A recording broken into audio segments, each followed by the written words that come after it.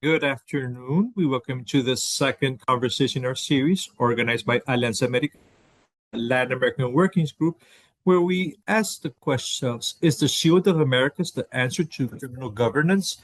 In the past conversation, we talked about how the narratives, or right-wing narratives, are reshaping the continents, the control of the political narrative in the region, the construction of polarized discourses by leaders such as Bukele in El Salvador, Milei in Argentina, Chavez and Trump in the US, and how these narratives are disseminated through digital media and social networks. This recording is available for those who couldn't join us, and you can find it on YouTube. To discuss a different but equally uncomfortable question: who really governs in some territories of Latin America? More than 77 million people in the region live under forms of parallel order in which criminal organizations impose rules on daily life, supplant state functions, and operate, in many cases, with the complicity of officials and political actors. To explore this phenomenon and this topic, we are joined today by Andreas Feldmann, who is a professor in the Latin American and Latino Studies program and the Department of Political Science, as well as a senior fellow and the Global Initiative on Immigration at the University of Illinois Chicago. Andreas, thank you for being here with us. Thank you, Hazel, for the invitation to be here with all of you. We are also accompanied by José Luis Sanz, who was director of the digital newspaper El Faro in El Salvador. He was also correspondent in Washington and previous founding member of Salamigral, a team that specialized in organized crime and violence in Central America.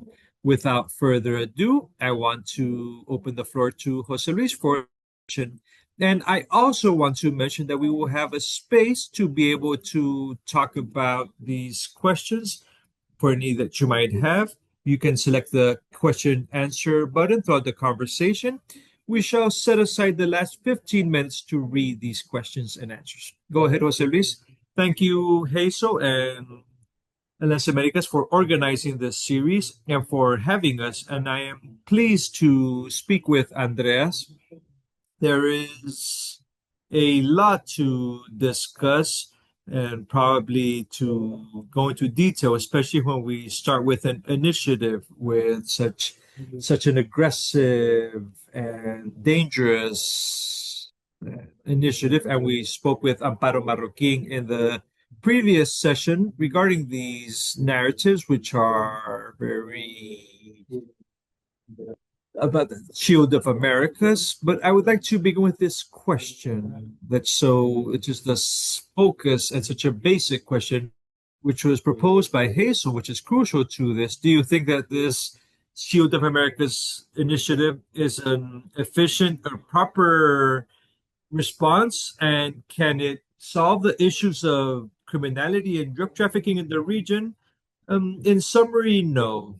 I'm going to give you the most clear example: the intervention in the United States in Venezuela, for example, that deposed President Maduro left left everything else intact. The other criminal networks that operate in the country and all the schemes regarding drug trafficking, all the illegal businesses linked to this. So it would be difficult for this to be solved through foreign intervention. It requires long-term data.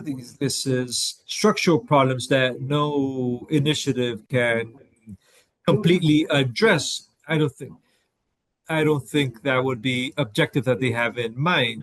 But speaking about narratives, we see this and how a military group in a certain way have a substantial impact on the different facets of criminality that exists in the region, which is also important. What is observed and something that we, for a long time, I would say for almost a decade, is that the criminal groups have diversified their business portfolio.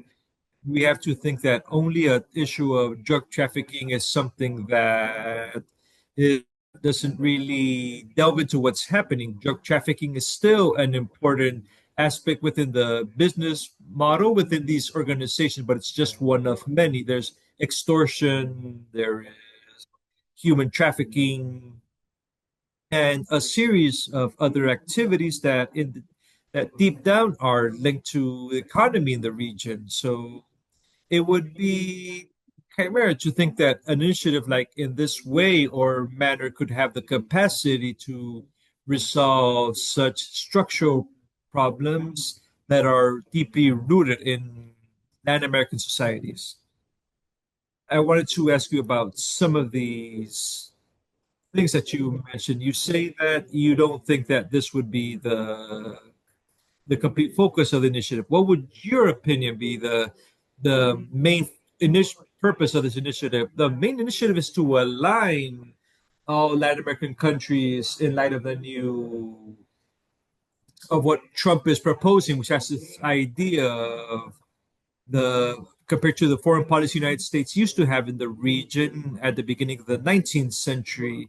The most clear example would be the Roosevelt doctrine, would be the big stick, which was Roosevelt's doctrine, which in the U.S. would use without any type of military force to intervene in affairs that it felt it was necessary to intervene in order to maximize its stance or United States position in the region, especially when it had to do with economic interests. So there were big American companies that were doing business or basically had operations in the region, whether banana companies or mining companies.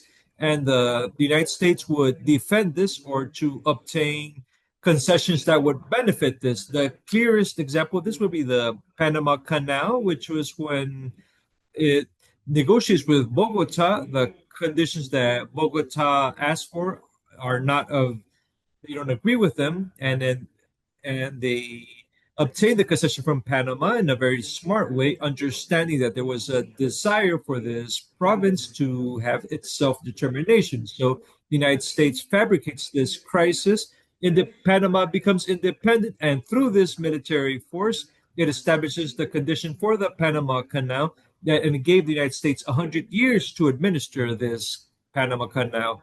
I think that that's the vision that they have. In that sense, the this allusion to the Monroe Doctrine is not the closest or the one that best fits. The Monroe Doctrine, it would announce the interest or the vision of the U.S. to try to avoid that the European powers to be established in the Americas. I think this idea of this manifest vision that surges after the Monroe Doctrine, but it was there, but it fits better, and in the end, it's positioned in a more or appears better during Roosevelt's government. We don't have to confuse Franklin Roosevelt with Theodore Roosevelt. This would explain the fact that this initiative is done without the participation of three countries that geostrategically, if we talk about the role that's fulfilled in such as battling drug trafficking and even migration or stopping migration are essential. Brazil, Colombia, or Mexico, they don't participate for reasons that could be considered ideological, have to do with sovereignty. Now, if we talk about the phenomenon that supposedly it tries to cover, for example, which is the one that we're most interested in, more than the shield or this initiative of the Trump government. What do you think is more representative at this moment? What countries between these parallels and going back to the title of this conversation, in which countries do you currently consider most worrisome and most representative of the struggle between parallel powers? Because and and combating organized crime. Hazel explained it really well at the beginning of this conversation. What we've been investigating for about 5 to 6 years now is the creation of these areas where criminals group they have control over the power, and they have only behave over the behavior of the population. The rules and the behavior of the population are led or controlled by groups that don't belong to the power of the state. And they don't only regulate the behavior of the people, but just like Hazel mentioned, they are beginning to exercise functions that correspond to the government or the state. For example, the dealing with justice. In many places, these criminal groups are the ones that exercise or determine justice when there's a conflict between neighbors or when there's an acts of violence. These groups they mediate or they sanction these things normally with very expedited and brutal trials, and sometimes they provide services, whether for recreation, they provide employment. The point is that a a relatively minor percentage, but still important percentage of these population of these countries live under these types of schemes. So imagine this: to live in a community where there's a group of organized crime, and it's the one that they govern things, and state presence is limited. This is very confusing. It's not that the state is not there. For example, there are schools, there are firefighters, there's infrastructure, there is drinkable water service, electricity, but the state in the end does not have coercive power, and they cannot neutralize the activities of these organizations. Now, regarding your question, this declaration so people can understand what we're talking about. A recent study from some colleagues in the university here, they try to map or trace. It's very difficult to do this. And they reached a metric that gives certain hints regarding what's happening in the region. And just like Hazel mentioned, according to a study, between 77 and 100, almost over 100 million people live under schemes of these types in the region. We all coincide or agree that as economic unit, which is obviously growing, that this probably is a very conservative figure or number. The actual numbers are probably much higher. And what they mention is that the country, when there's a greater presence or where these organizations have greater power, is in Brazil, followed by Costa Rica, Honduras, Ecuador, Colombia, and El Salvador. That those are the metrics. Now, all of the countries have these types of structures. I would say where it's most severe or dangerous, I would think that it's Mexico because of the level of sophistication these organizations have there, and because unfortunately these organizations called cartels, but in reality they are drug trafficking organizations. They've been fragmenting or breaking off in different smaller groups where this type of arrangement or system, parallel system or non-conventional system has great dimensions. Like think about Sinaloa, think about Michoacan, and many other states like Jalisco, where there's the CNJ cartel. Colombia is another case where there's a series of actors who are also are difficult to align them. Precisely right now, I'm doing a work with students where we're trying to describe what is the proper nature of a group. For example, the EON, because of course there's a discussion if the group is an insurgent group or a criminal group, and the reality can be found some of that. So, and sorry for going. It's a common process throughout the region.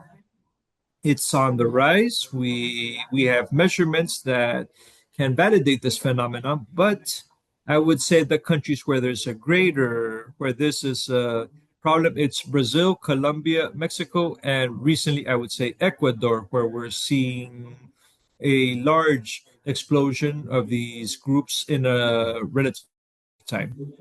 As a matter of fact, in an interview, you mentioned this that the criminal actors were uh, obtain more relevance or protagonism in the region. First of all, do you think that this will continue? And you said yes, but how is this evolving, and how have we failed? Because each country has a different characteristic.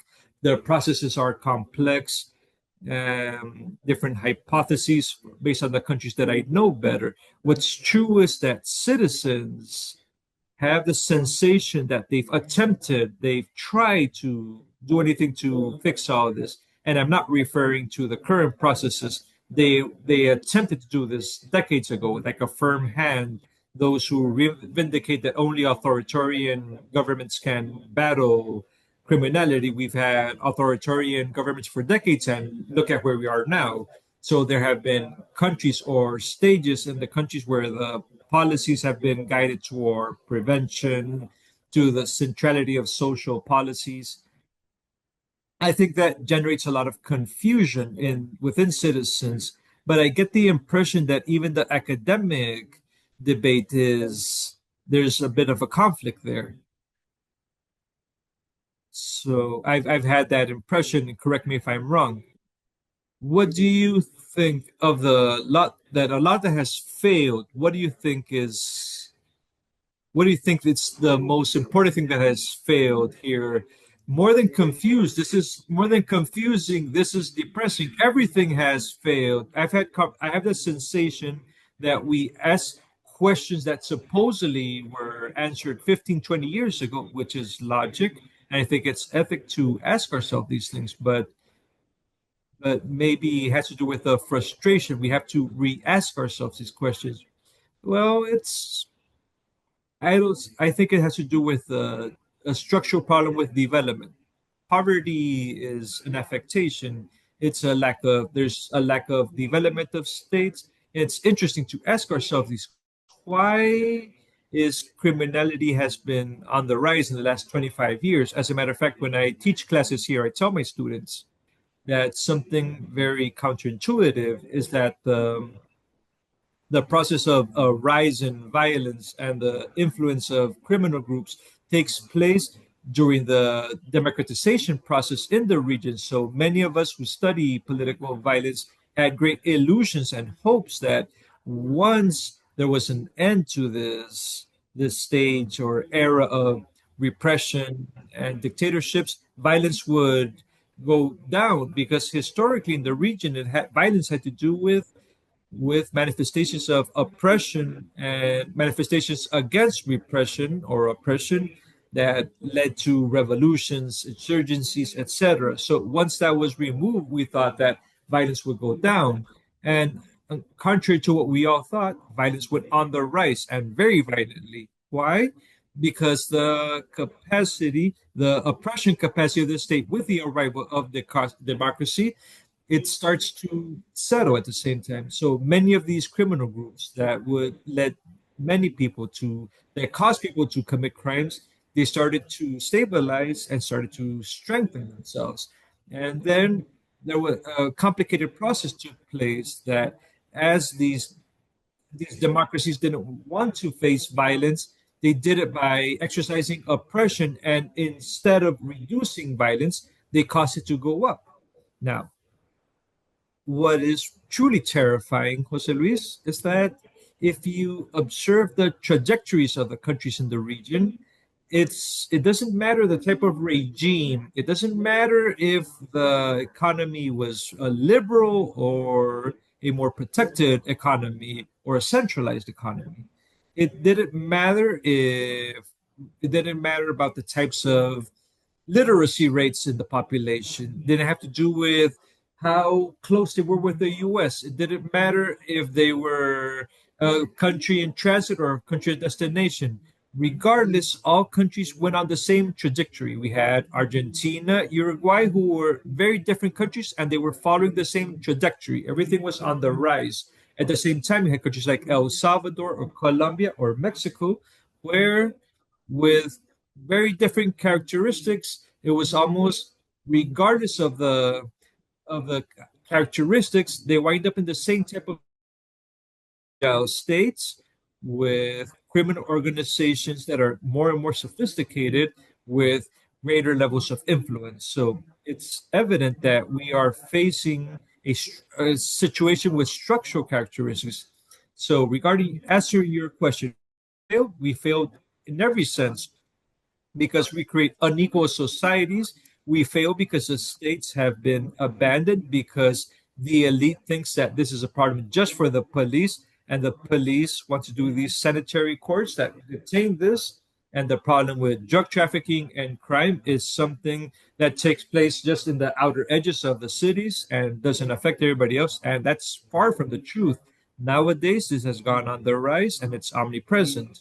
We have failed because in the end we don't give opportunities to people, so it's a logic decision for many people who live in marginal conditions to be able to incorporate it. And there's also something that's much more prevalent and more complex, which has to do with the popular culture, is that in many of these sectors, there are a certain identification with the values, with certain very material values, with certain respect that at the end are associated with industries like drug trafficking. And in the end, young people, especially young males, want to follow this. And in interviews that you have with some of the hitmen or members of the organization, they tell you without any problem that they want to live really well for 25 to 30 years, then live in without dignity or bad conditions, without being able to acquire what they want, without respect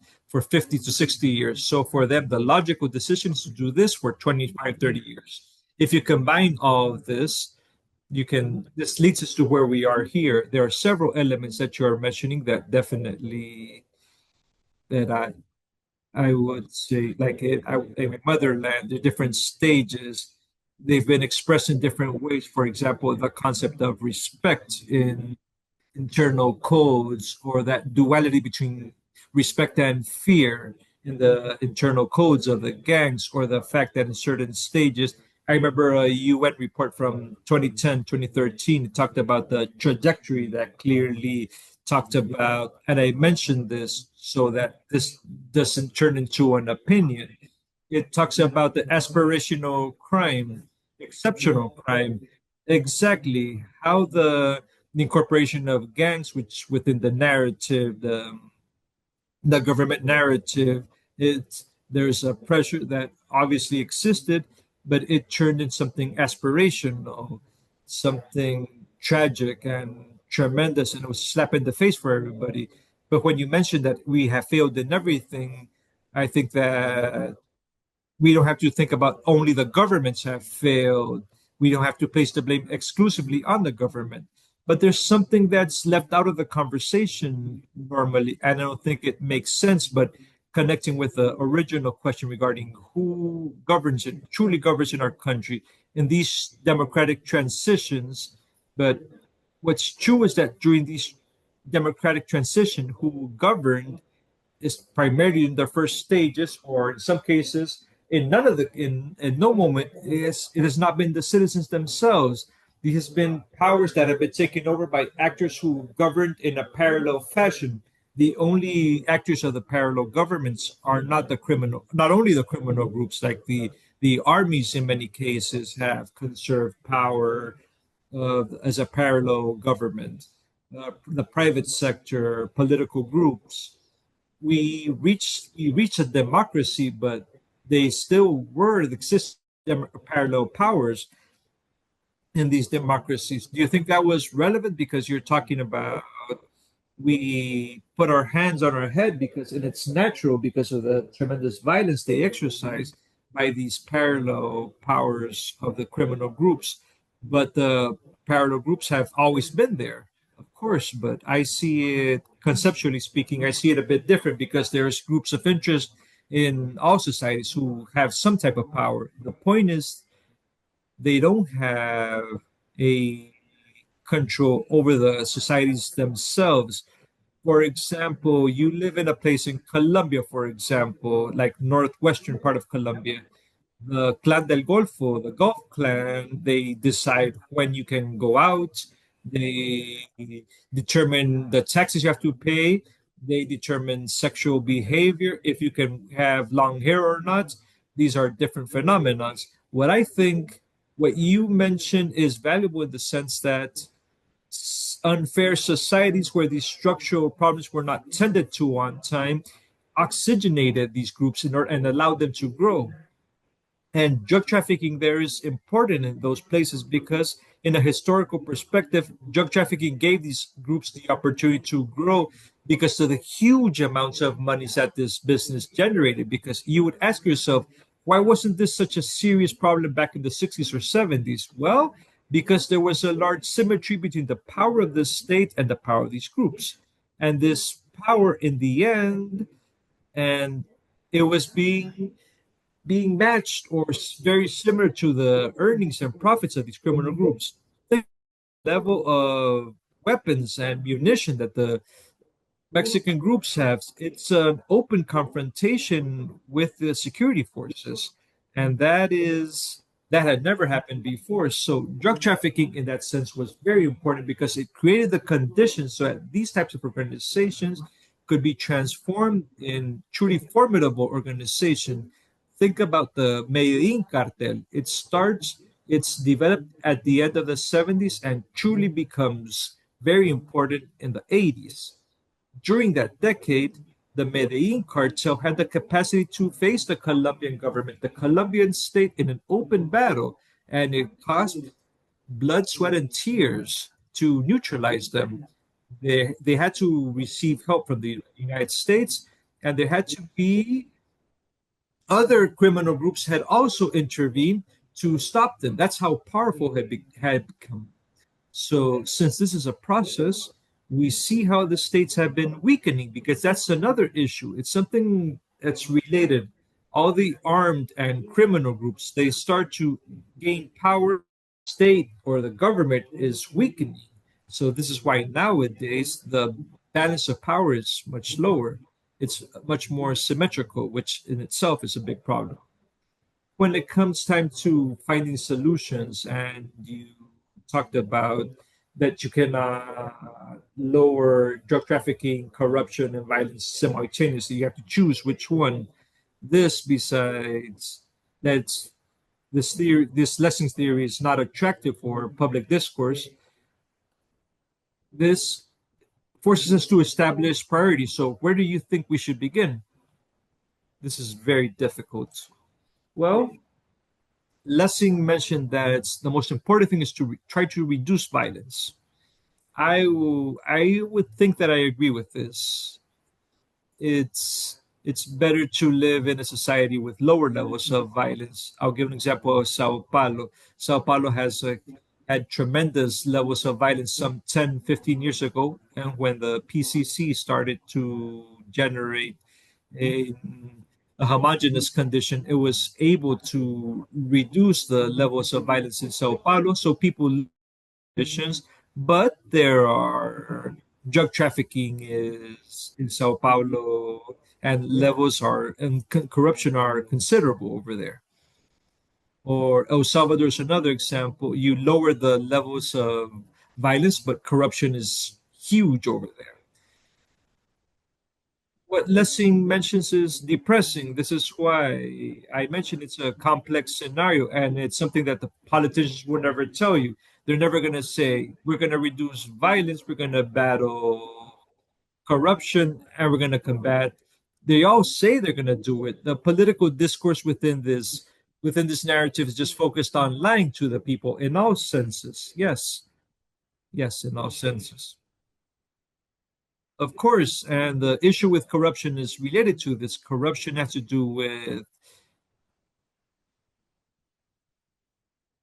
members of the state apparatus of different nature, whether it's the police, the security systems, the judicial system, but many other actors, many other bureaucrats who have earned low wages, don't have the capacity to improve their conditions. So the temptation will obviously be very big. In light of those conditions, people ask themselves, how are they not corrupt if they're earning what they're earning and they're living under those conditions and they work under conditions, they work under very dangerous conditions. So you ask yourself, how can they not become corrupt?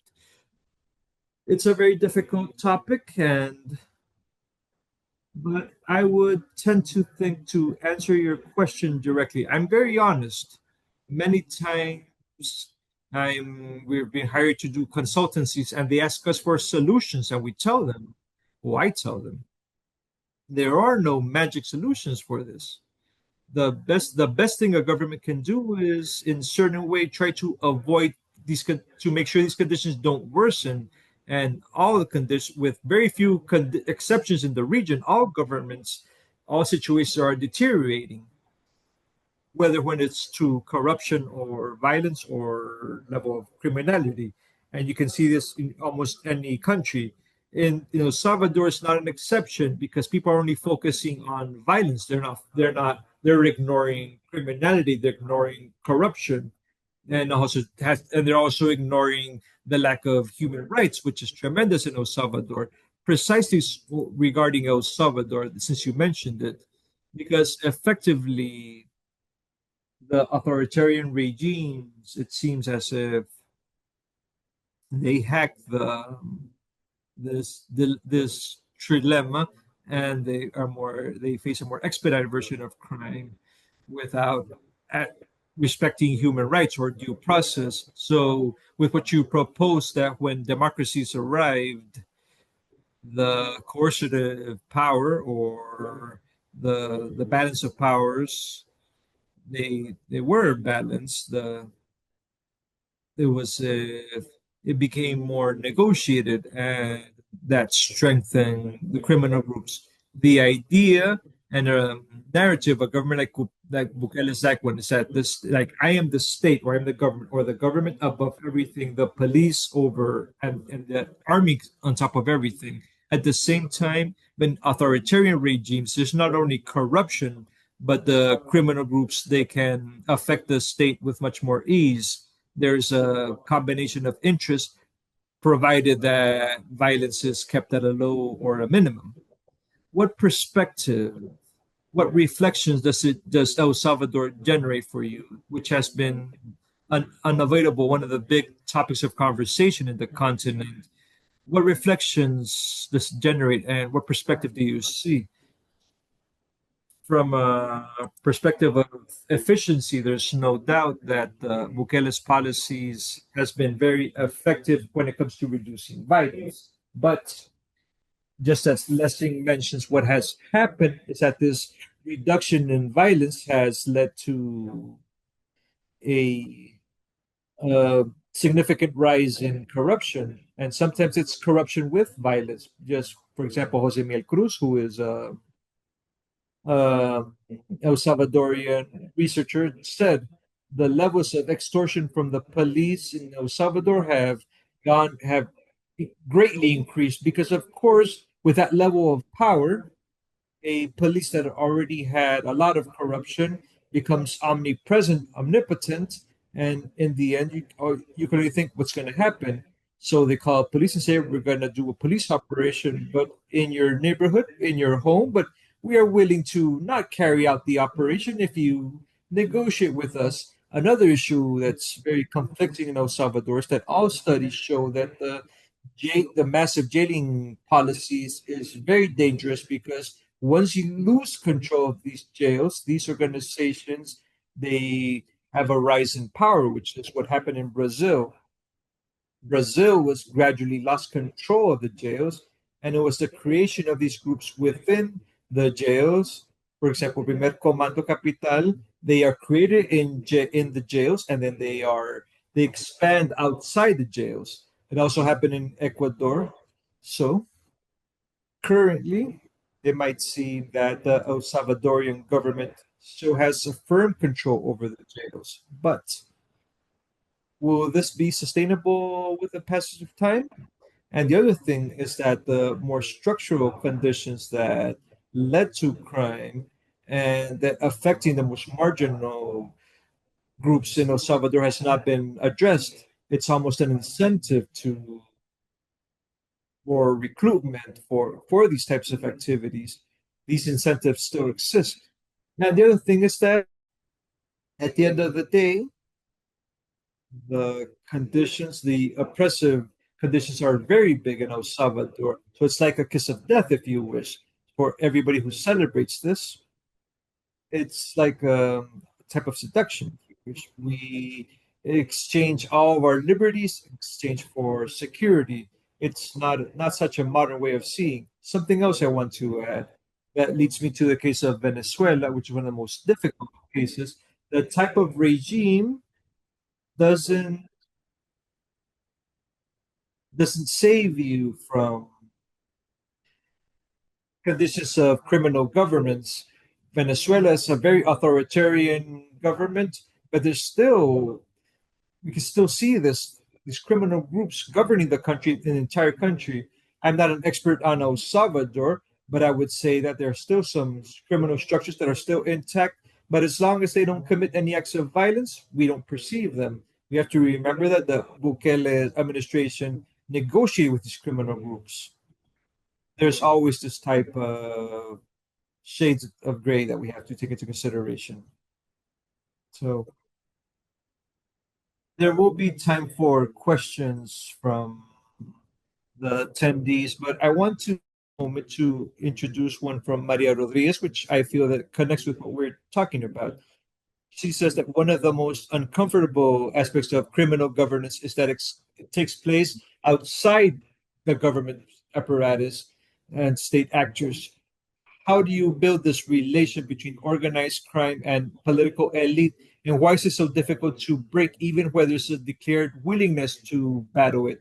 I imagine that she's referring to when a government has the willingness to do so.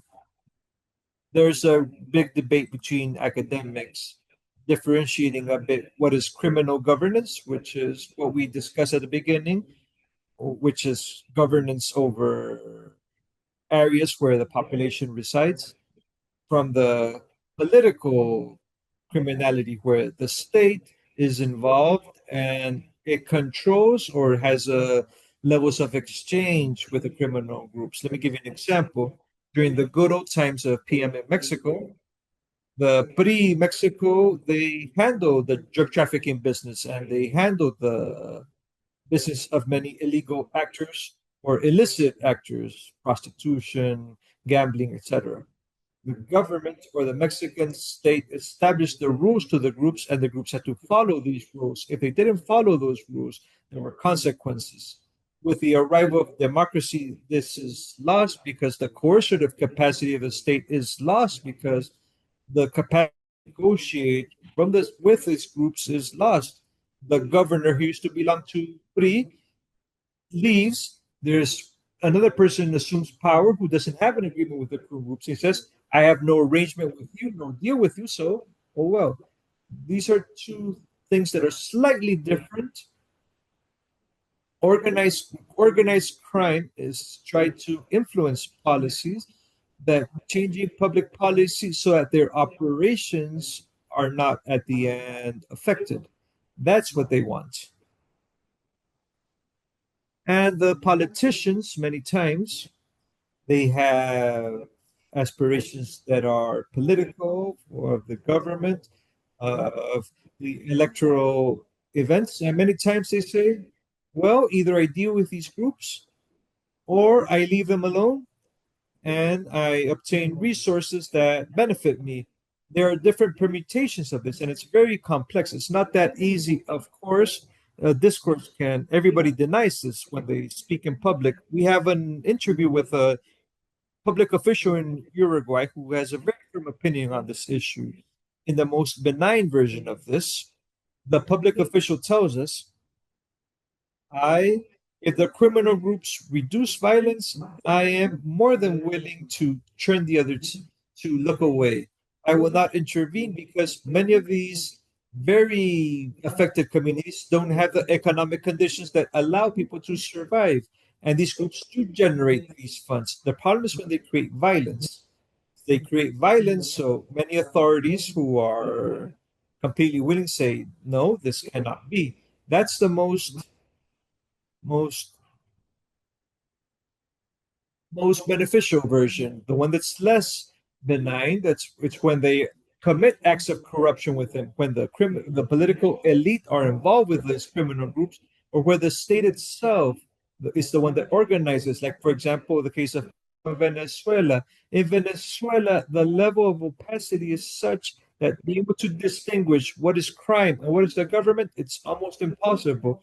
There's a very interesting study from Insight Crime that details this and gives a sort of, it maps what are the different levels of relation between the Venezuelan government and the criminal groups. So it's a very complex question, and that's manifests in different ways in different states. Some have a greater, there's a greater presence of these criminal groups, and others that are completely compromised by them. Now, this is a question for me directly. Connecting with this initiative of the Shield of Americas, and with a very strong tendency during the last decade or two, using the idea of transnationality as a type of indicator regarding severity and importance and priority in combating these criminal groups. Do you think that we should be, these transnational groups should worry us, or the most local phenomenon, or or is it, are they all exactly the same? It depends on the group. There are some groups that are definitely transnational. Many people talk about Tren de Aragua, but we understand very little about what Tren de Aragua, because it's something that was created in Venezuela. The problem is that the group has been disseminated because their business scheme had to do with Venezuelan exodus. They were fed by the human trafficking, and once the communities are established in certain areas, then they get involved in other things: gambling, prostitution. The Venezuelan communities were victims of these groups, but the group itself based its business scheme or business on these types of dynamics. The other interesting thing is that at the end, it was not a group unified, or at the it worked as a series of, like, a type of franchise, where some there were some people who they created links with the approval of the group back in Venezuela. But it's not that orders were given from Venezuela all the way here. It's not people who were coming directly from Venezuela, or some people who left in problems. It wasn't a super united group that had a capacity to expand to other countries, which many times is misunderstood when they say that the Sinaloa cartel has, or the Jalisco Nueva Generación has operations in Ecuador. It doesn't have the capacity in Ecuador. There might be some members that coordinate or serve as liaisons, but they don't have the power. They don't have physical presence or strength in Ecuador. So that is misunderstood. The only group that I would truly say that has transnational presence are the two Colombian groups, the LLN and the FARC, but especially LLN, EON, who has presence beyond the borders. And in the case of EON, especially EON, has been recruiting groups or Venezuelans that have been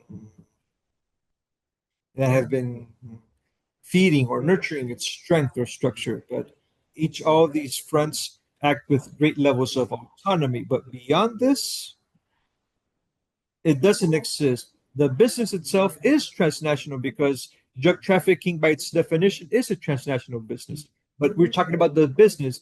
There are many actors involved within all of this. That's how I view it. So they misunderstand the capacity this group has to project power, and it's crucial to understand this.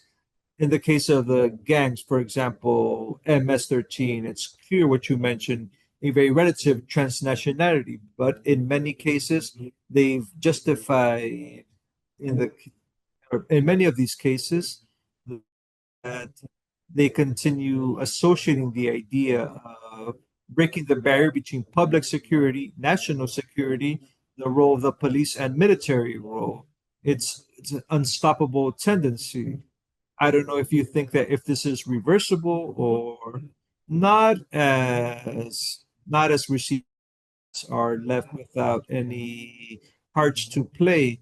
There's a clamor from the population asking for greater security, but the issue is that the armed forces don't have the competencies or authorities to reduce this. And when they deploy their forces, they have the risk of being infiltrated, and this has happened in all countries. But of course, from the perspective of the politicians, it's a big temptation because it's an easy solution. For example, when they go to Mexico, they see those patrols, those vehicles circling the city. So people feel a bit safer because in reality, they haven't done anything at all because it's just something like a performance than an actual event, unfortunately for everybody. The, it's a very multi-dimensional problem that we have to attack it from the very bottom. And this is very complex. Like, where do you begin?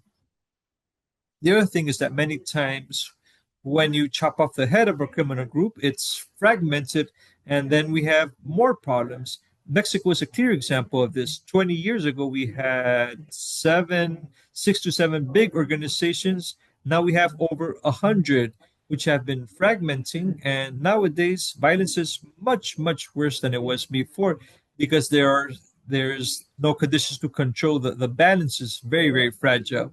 I'm going to move on to the questions that are still missing from the participants. But before, I don't want to stop asking you about Costa Rica because I think that for those who haven't been following with detail what's been happening in specific in Costa Rica and the region and the complex processes during the last years, it's very concerning and causes frustration. And they say like not even Costa Rica is left now. What do you think that? What does this tell us? What's happening in Costa Rica? I don't not that well versed in what's happening in Costa Rica, but I agree that's a terrifying case because Costa Rica did everything well. If there's one country that did everything well in the region, it was Costa Rica. It had from some they said no, it's important to distribute the land, create a system of well-being. They got rid of their army. They created a democratic culture that was there was a big social pact in Costa Rica. They did everything that they could do was necessary. However, we are observing how the rates of violence in Costa Rica has 17 for every 100,000 citizens. And during the last decade and a half, they've doubled their homicide rate, which is terrifying. Another case is Uruguay, very similar with levels of violence that are very, very high and their systems of well being.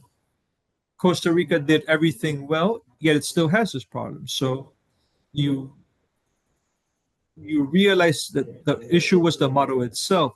And what leaves me thinking is that they didn't do everything well. I'm not an expert in Rica, but they talk about a total exhaustion of their model of well-being, a degradation of the model or system. But do you agree that the mutation of these criminal groups requires? But I don't think that, and this is just my mere speculation. The case of Costa Rica, I don't think the issue is linked with the deterioration of their well-being system. I think that in the end, the criminal groups and the criminal dynamic advances faster than the deterioration of the system, which evidently doesn't contribute to it. But I don't think there's an association between both. There's a situation because the system was fragmented in Uruguay or Colombia. We have these levels of violence. I think that both things occur in parallel. When I say that they did everything well, is that probably Uruguay and Costa Rica were the countries that generated the most reasonable model when it came to the general objectives of trying to address the structural conditions that led to inequalities in society, led to rules and monitoring to generate an economy, apologies, a vibrant democracy with a clear division of powers, with with press systems and a vibrant civil society, things that in theory should work well, but it hasn't worked. Now, I will tell you one last thing. We are starting to see similar phenomenons in Europe, in France, in Marseille, in the United Kingdom, in some localities in the northern part of the country, for example, London, in Netherlands, in Belgium, even in Sweden. This is something that is more, it's wider. The difference is that I had proposes regarding the asymmetry of power, the power of these states in relation to the criminal groups. It's there's still a huge gap. The government or state has the capacity to intervene to protect its public officials, whether police, judges, agents, for example, tax collecting agents, and they can isolate them from retaliations that these criminal groups can take, which is something that cannot happen in our region. But even still, we're seeing a fermentation. That's something that's very concerning within these societies.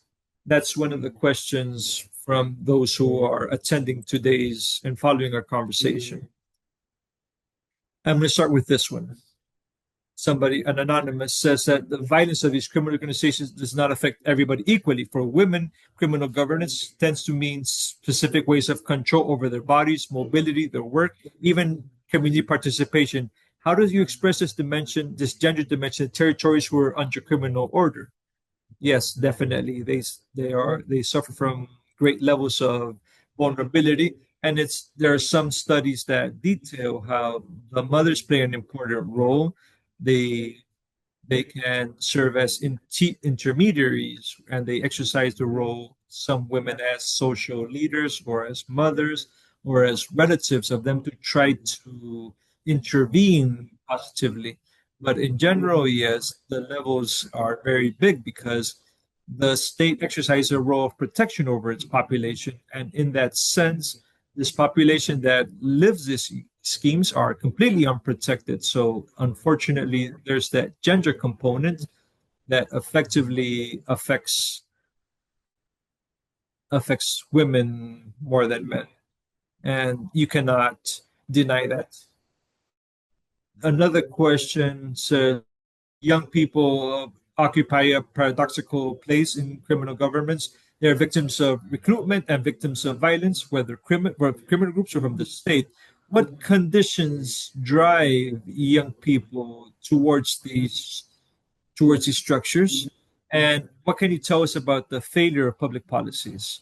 Yes, definitely. There's no mechanism of social assent.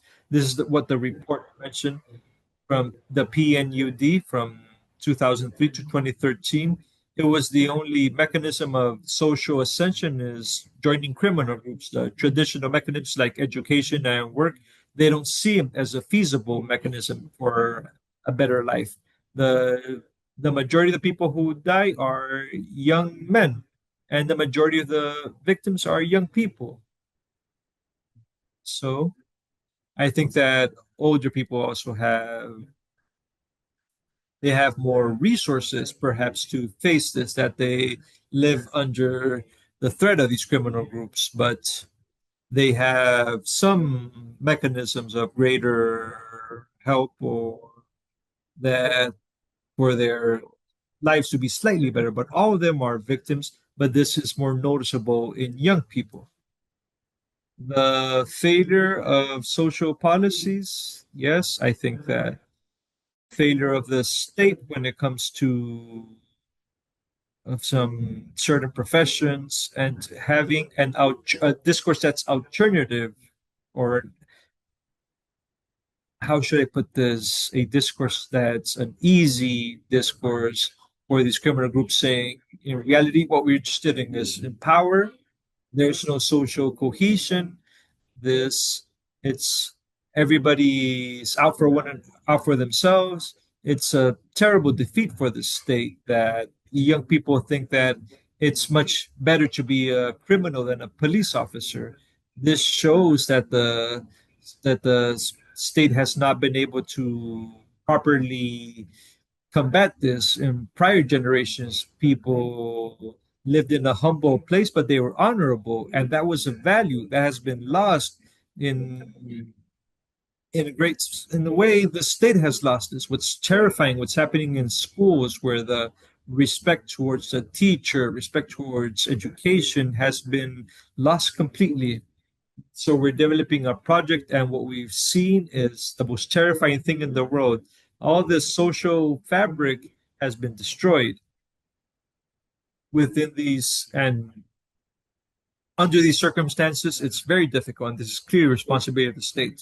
Another question, we still have time for one or two more. They are, even though they're not directly linked, I think that they have to do with territorial common space. I'm going to mention both of them, even though they might be connected. On the one hand, it says, how is organized Christ transforming the control of the territories and the natural resources in Latin America? What does this mean for those communities that depend on these territories and for those who defend it? And they're referring specifically to the environmental defenders. Yes. And then there's another question that's not exactly the same, but you can connect them. How does criminal governance affect autonomy and the proper ways of the indigenous people? What can we learn from the strategies of resistance and self-governance in this discussion? The indigenous groups have been some of the few that are capable of resisting this. There are there are examples in Mexico, but they're always at risk. They're always under risk because they have to face these groups that are strongly armed with, and they have no morals. What we have learned is that these mechanisms for social cohesion help the communities to be able to serve as intermediaries with their groups and give levels of protection. Those communities that are most affected is where there is no organization within these communities, where people have no type of resource. They have to interact with these types of organizations.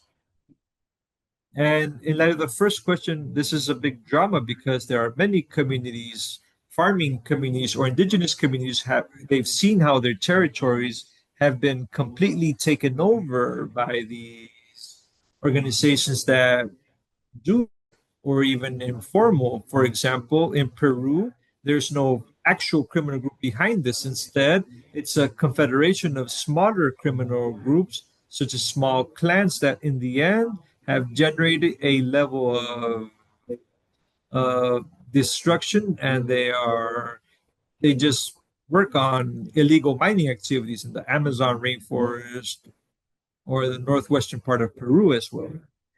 It's a very serious and grave situation because, as you mentioned, it's affecting the capacities of these communities to survive economically speaking. They also affect their dignity, and they don't receive any type of protection. So it's a very serious problem. And the environmental problem also, we also face serious consequences. Particularly, it's spine tingling in Colombia, Mexico, and other places. But in Peru, it's very spine tingling. The damage that they cause to the environment, damage to the communities, to their capacities for their to survive. We are reaching the end of the hour, but I want to finalize a question. Another question I want to ask you: do you think that this perspective, that where we link criminality with violence and comprehensive development, is something that was up for debate, or is it present in the debate on the social policies, that more comprehensive debate and not so? Do you think it will return? Will we make it return, or what do we have to do to make it return? This complexity that's less attractive. How it's not that attractive anymore. Well, I would say one of the ways which more to structural way to address this is to change the development models to give the capacity so that the population, the majority of the population, the vast majority of the population has dignified conditions for them to live. And this implies having a different development model than the one we have now. And as we mentioned at first, everything has failed, but I think that the essence behind what has failed has been a sustainable development model for for the societies to be feasible and to have to have the minimum conditions that people actually want. It's a complex problem that unfortunately we live in an era of a lot of materialism where it's not enough to have a dignified life because deep down they want to have access to consumables and to things that don't have to do with the conditions that we are aware of. Unfortunately, that confusion between a development model that has not functioned well and this level of materialism, it's a terrible combination. So we have to do dual work of generating a more feasible and human development model, but at the same time attack this very the basis of the serial problem, which is consumerism that exists in society, where in the end everybody just looks out for themselves. There's no cohesion, where there's no solidarity. It's terrible, and you see this unfortunately in the younger generations have a way to think that's very different than ours compared to what you would expect. And this is a result of the era that we're living in right now. It's this is not easy. It's there's almost it's something that has been almost completely lost. We People need a greater level of spirituality that understand that life goes beyond material things. Without this, it'll difficult that any development model can provide what people truly want or need. I would like to end on a brighter note, but at least we have a clear path to where we should be focusing. At least there's something. We did the best we could, Hazel, to set paths. It's not our fault. No, it's not Jose Luis's fault. I'm a pessimist at this point in my life. Thank you very much to Andreas for his analysis and Jose Luis for helping us understand a phenomenon that affects the day-to-day life of millions of people in the region. And thanks to everybody who accompanied us this afternoon.